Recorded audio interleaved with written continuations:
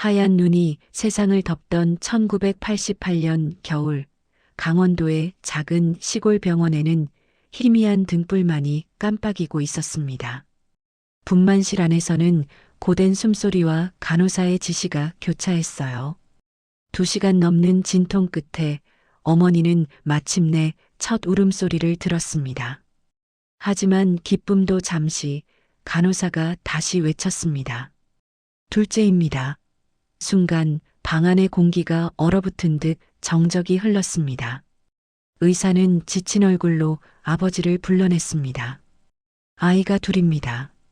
어머니의 건강도 위험하니 당분간 안정이 필요합니다.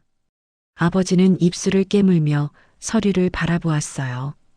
가난이 그를 짓누르고 있었습니다. 병원비도 벅찬 상황에서 쌍둥이를 키울 자신이 없었습니다. 그때 복도 끝에서 발소리가 들렸습니다. 아이가 없던 형님 부부가 달려왔어요. 아기들의 울음소리가 들리자 형님은 눈가를 훔치며 말했습니다. 한 명만이라도 저희에게 맡겨주세요.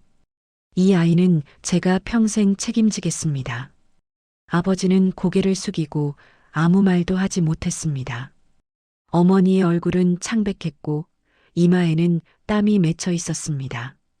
시간이 흘러 새벽이 되자 결정은 내려졌습니다.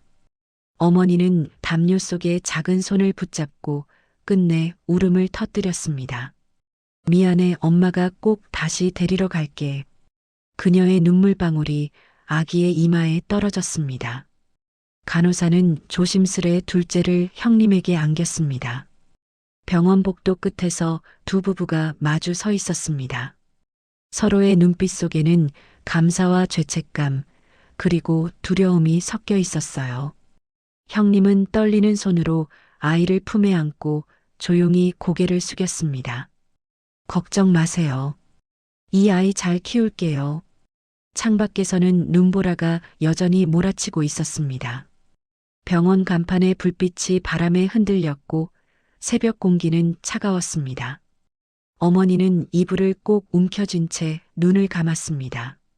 그녀의 품에는 첫째 유진이 있었고 형님 품에는 둘째 윤서가 있었습니다. 이른 아침 마을에는 하얀 눈이 소복히 쌓였습니다. 마치 세상이 모든 흔적을 덮어주는 듯 했어요. 아버지는 병원 문을 나서며 한마디도 하지 않았습니다. 그날 이후 두 집안은 아무 일도 없던 듯 서로의 삶을 엇갈린 채 살아가게 됩니다. 세상은 조용했지만 운명은 이미 다른 길을 준비하고 있었어요. 햇살이 교실 창문으로 비스듬히 들어오던 오후, 유진은 교탁 앞에서 발표를 준비하고 있었습니다. 그녀의 목소리는 또렷했지만 마음 한구석엔 이상한 불안이 스며들었어요. 그날은 새로운 학원에 등록한 첫날이었습니다. 교문 앞에서 누군가와 스쳐 지나가던 순간 유진은 숨이 멎는 듯 멈춰 섰습니다. 그 소녀는 자신과 너무 닮아 있었어요. 머리 길이도, 미소 짓는 눈꼬리의 각도도, 심지어 손목의 작은 점까지 같았습니다. 내가 거울을 보고 있는 건가? 유진은 발걸음을 멈추고 뒤를 돌아봤지만 그 소녀는 이미 학원 안으로 사라졌습니다. 집으로 돌아오는 길, 유진은 내내 그 얼굴이 머릿속을 떠나지 않았습니다. 저녁밥을 먹으면서도 멍하니 젓가락을 들고만 있었죠.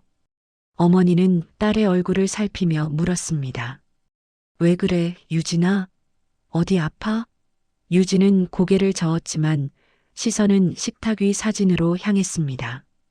오래전 가족 사진 속의 어린 자신이 이상하게 낯설게 느껴졌어요. 밤이 깊어가자 유진은 잠이 오지 않았습니다.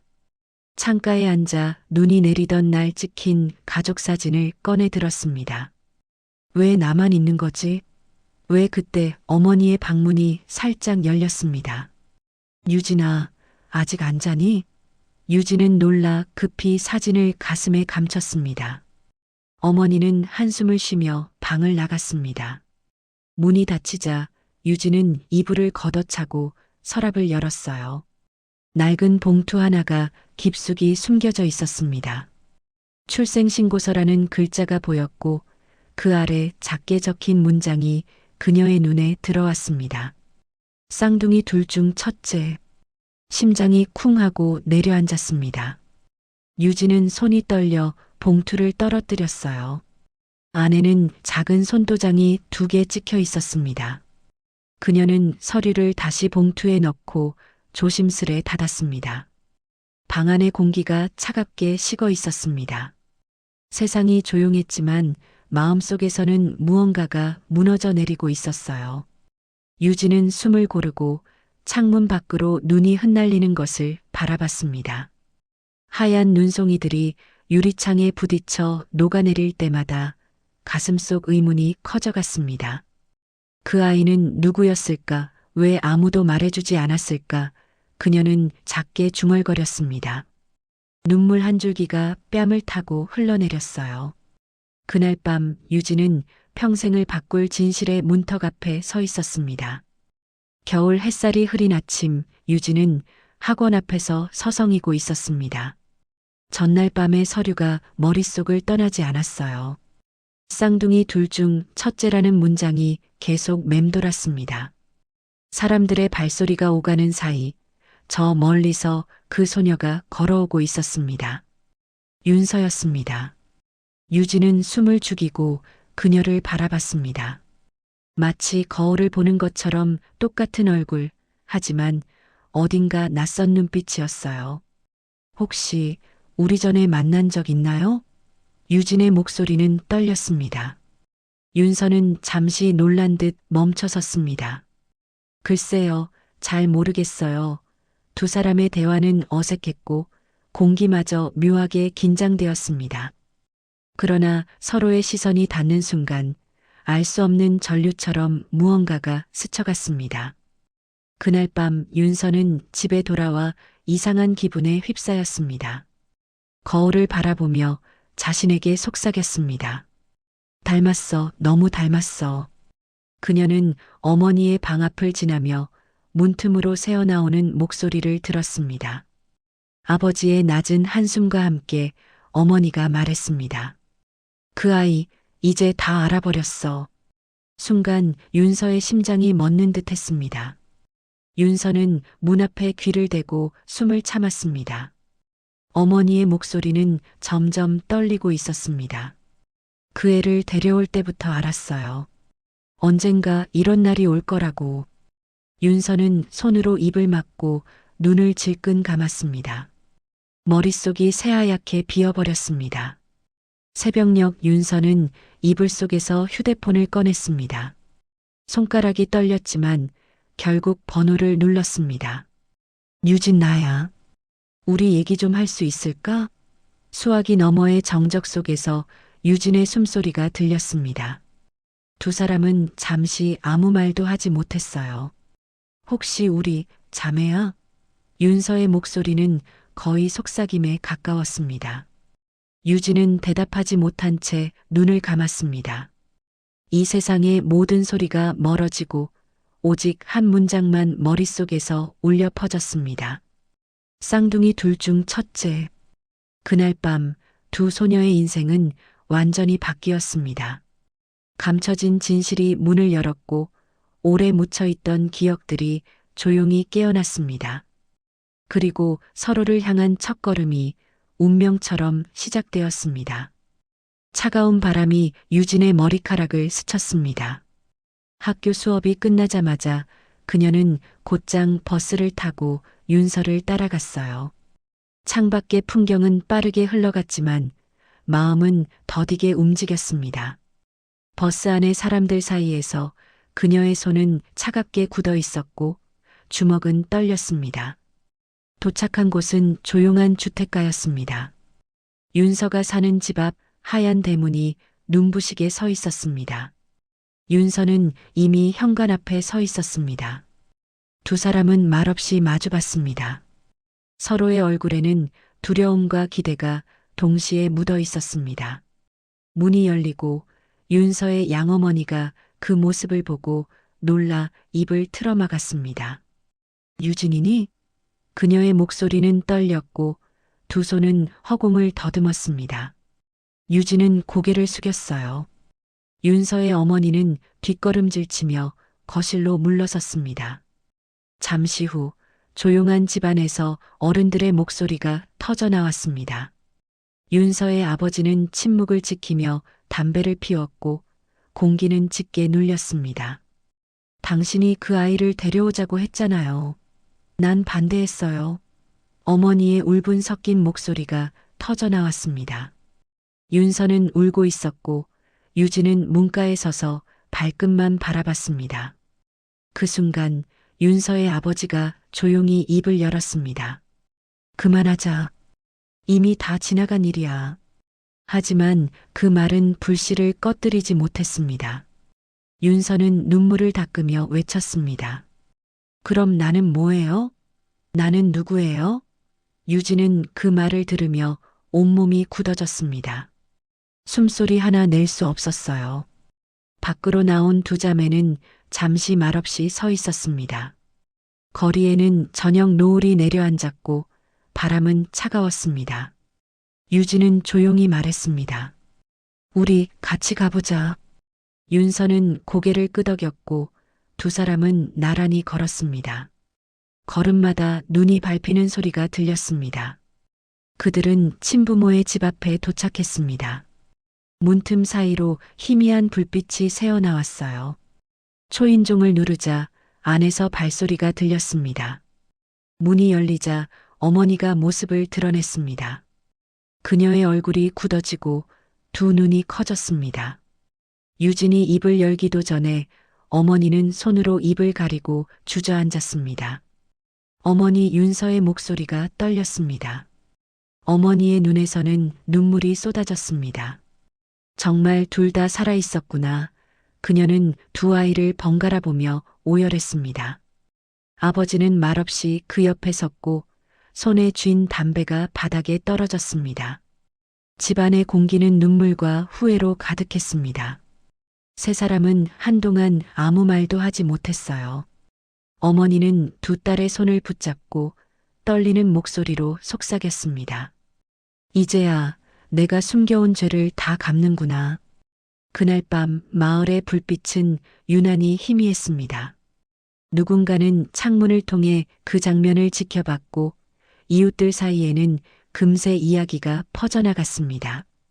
진실은 그렇게 세상 밖으로 흘러나오기 시작했습니다. 다음 날 아침 마을은 술렁이고 있었습니다. 쌍둥이가 다시 만났다더라. 한쪽은 돈 많은 집에서 자랐다더군. 사람들의 입소문은 빠르게 번졌습니다. 유진은 학교에서 친구들의 수군거림을 견디며 책상에 앉아 있었어요. 칠판 글씨는 눈에 들어오지 않았고 손끝이 떨렸습니다. 윤서 역시 집안에서 어머니의 싸늘한 시선을 견디며 하루를 버티고 있었습니다. 점심 무렵 윤서의 양어머니는 유진의 부모를 찾아왔습니다. 초인종이 울리고 문이 열리자 공기 속엔 긴장감이 흘렀습니다. 그 아이는 제 딸이에요. 그녀의 첫마디는 단호했습니다. 유진의 어머니는 떨리는 손으로 앞치마를 움켜쥐었습니다. 이제 그만해요. 그 아이도 상처받고 있잖아요. 두 여인의 목소리가 부엌 창문 너머로 흘러나왔습니다. 거실에는 두 아버지가 말없이 앉아 있었습니다. 탁자 위에는 차가운 녹차가 식어갔습니다. 윤서의 아버지는 고개를 숙이고 유진의 아버지는 조용히 시선을 떨궜습니다. 그땐 어쩔 수 없었어요. 그 아이가 없었다면 우리 집은 무너졌을 겁니다. 윤서의 양어머니의 말에 공기가 멈춘 듯 고요해졌습니다. 그때 문이 열리며 윤서가 들어왔습니다. 얼굴은 창백했고 손에는 짐가방이 들려 있었습니다. 저 잠깐 얘기 좀 할게요. 그녀는 어머니들을 번갈아 바라봤습니다. 이제 그만 싸우세요. 전 누구의 것도 아니에요.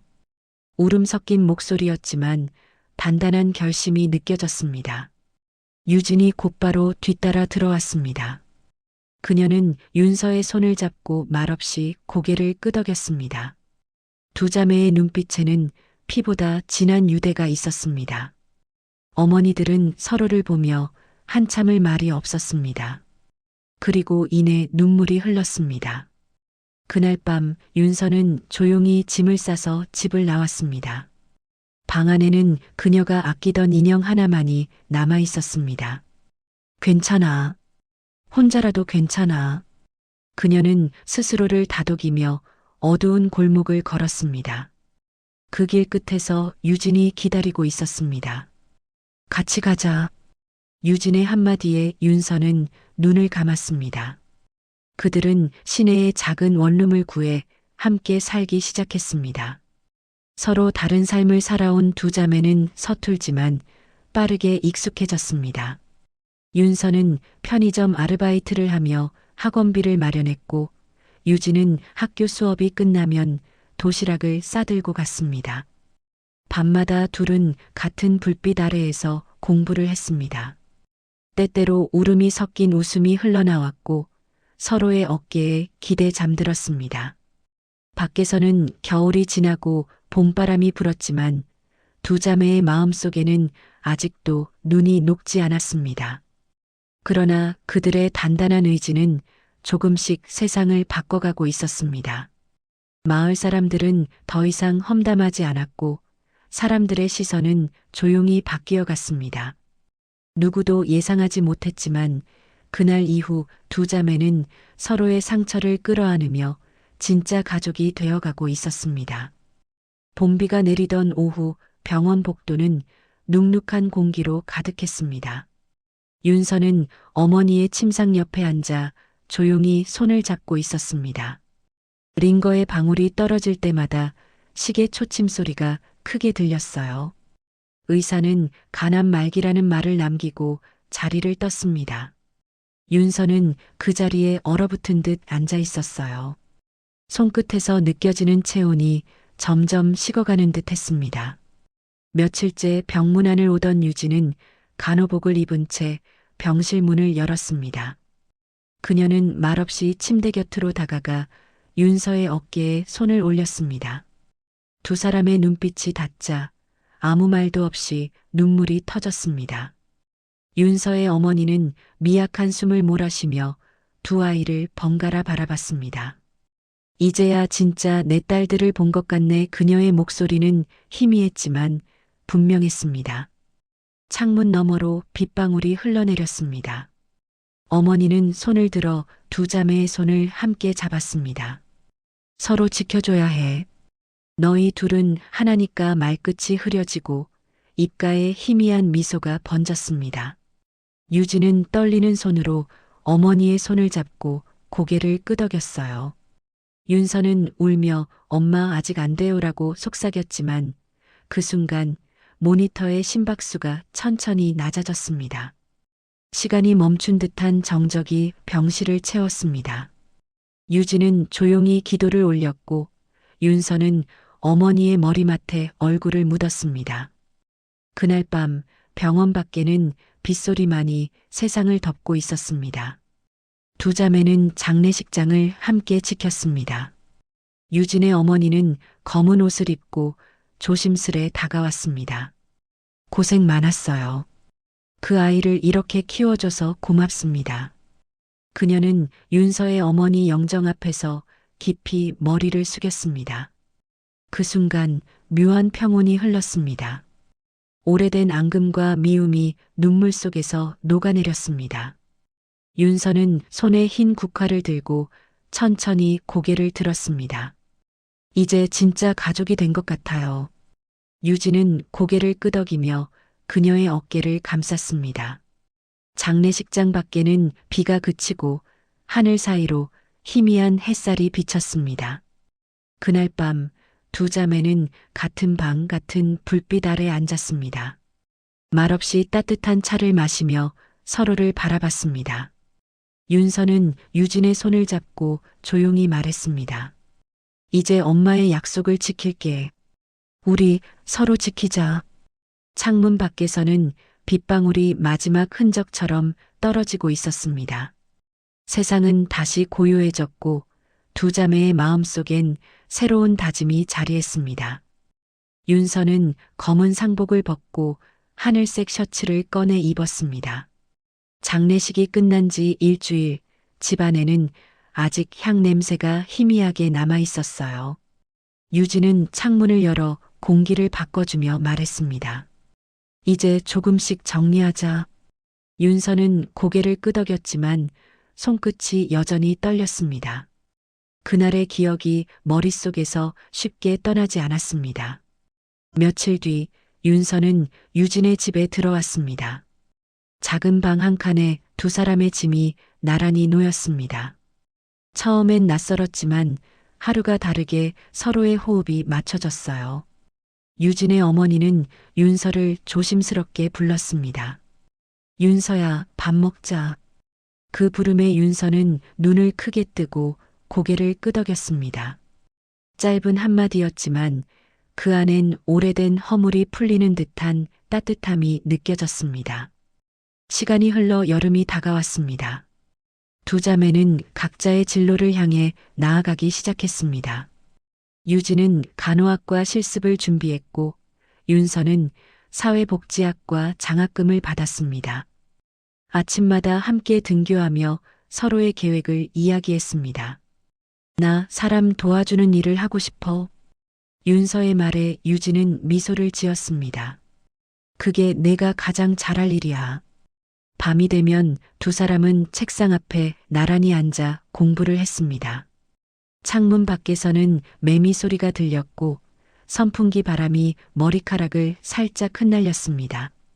유진은 때때로 윤서의 옆모습을 바라보았습니다. 같은 얼굴이지만 다른 인생을 살아온 동생의 표정에는 묘한 강인함이 깃들어 있었어요. 어느 날 유진의 아버지는 퇴근길에 작은 과자 상자를 사왔습니다. 이건 너희 둘 다 좋아하잖아.